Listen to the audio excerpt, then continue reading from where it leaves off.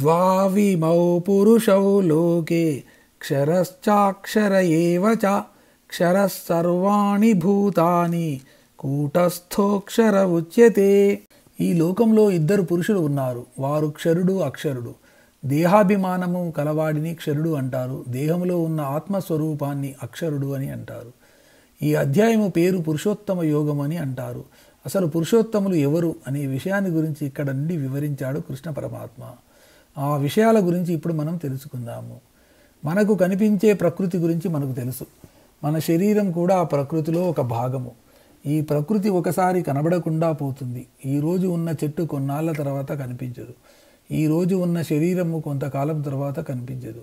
అంటే మార్పు చెందుతుంది, కనబడకుండా పోతుంది. దానినే అవ్యక్తము, కంటికి కనిపించదు అని అంటారు. అంటే మరొక రూపంలోకి మారిపోతుంది. దీనినే మనము నశించడము అని కూడా అంటాము. నశించడము అంటే కనబడకుండా పోవడము, మరొక రూపంలో ఉండడము.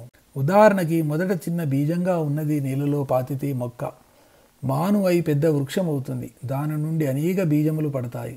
తర్వాత చెట్టు ఎండిపోయి నశించిన, అంటే కనబడకుండా పోయిన బీజరూపంలో నిక్షిప్తమై ఉంటుంది. మనకు కంటికి కనిపించే ప్రకృతిని మార్పు చెందే ప్రకృతిని క్షరము అని, అవ్యక్తంగా బీజరూపంలో సూక్ష్మ రూపంలో ఉన్న ప్రకృతిని అక్షరము అని అనుకోవాలి. ఈ క్షర అక్షరముల వెనుక చైతన్యం ఒకటి ఉంది.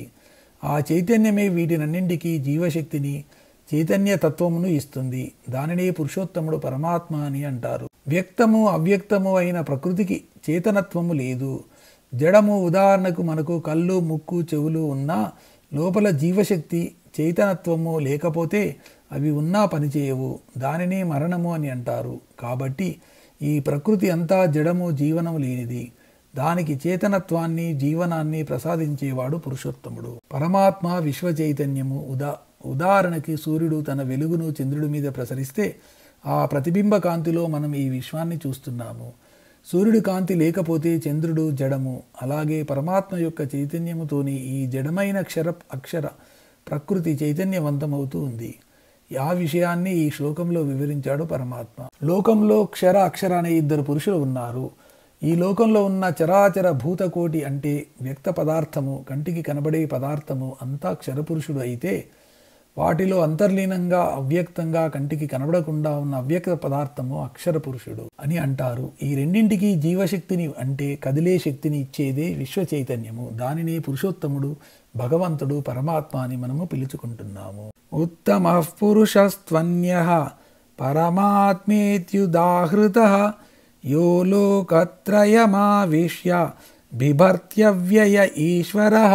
ఎవరైతే ఈ మూడు లోకములలో చైతన్య రూపుడుగా ప్రవేశించి అంతటా నిండి ఉన్నాడో, ఈ లోకములను భరిస్తున్నాడో, అటువంటి అవ్యయుడు, సకల జగత్తుకు ఈశ్వరుడు, క్షర అక్షరముల కంటే వేరైన వాడు అయిన పురుషుడిని పురుషోత్తముడు, పరమాత్మ అని చెప్పబడతాడు.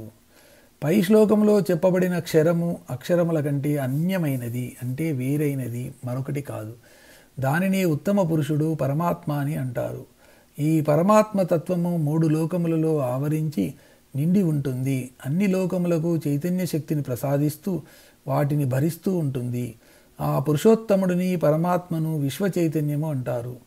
ఈ పరమాత్మ తత్వము అవ్యయము, అంటే నాశనము, మార్పు లేనిది, ఎప్పటికీ నిలిచి ఉండేది, దేని మీద ఆధారపడనిది, స్వతంత్ర ప్రతిపత్తి కలది అని పరమాత్మ లక్షణములను వివరించాడు కృష్ణ భగవానుడు. యస్మాత్ క్షరమతీతోహం అక్షరాదపి చోత్తమః అతోస్మి లోకే వేదే చ ప్రథితః పురుషోత్తమః. క్షరపురుషుడు కంటే అతీతుడు, అక్షర పురుషుడు కంటే ఉత్తముడు అయినందువలన నేను మూడు లోకములలోనూ వేదములలోనూ పురుషోత్తముడిగా ప్రసిద్ధి చెందాను. అంటే మూడు లోకములలో ఉన్న బుద్ధిమంతులు, వేదములు అధ్యయనం చేసి జ్ఞానమును ఆర్జించిన జ్ఞానులు నన్ను పురుషోత్తముడు అని అంటారు. ఇక్కడ నేను అంటే కృష్ణుడు అని కాదు. కృష్ణుడి శరీరము కూడా క్షరమే. కానీ కృష్ణుడిలో ఉన్న ఆత్మస్వరూపము, చైతన్యము, పురుషోత్తమ స్వరూపము మనలో కూడా పరమాత్మ ఆత్మస్వరూపుడుగా ఉన్నాడు. ఆ విషయం కృష్ణుడు తెలుసుకున్నాడు, మనకు తెలియదు. ఈ విషయము తెలియాలంటే మనకు బుద్ధి, జ్ఞానము కలగాలి. దానికి వేదాధ్యయనము, శాస్త్ర పఠనము, గురుకృప ముఖ్యము.